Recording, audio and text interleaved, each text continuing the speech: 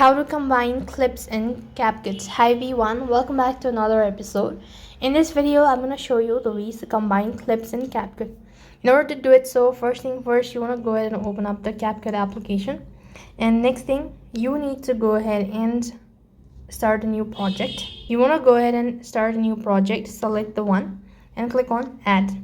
So as you can see, this has already been added. Now to combine the clips, you could either go ahead and press the plus icon over here and it's going to be added to the clip or right over here. You could find it over here, the next section of it.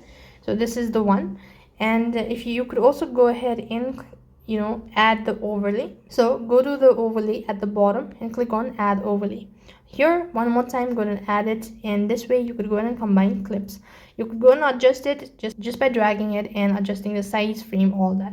So this way you could go and combine clips in your Capcut. That's all for this video. I hope the video was helpful.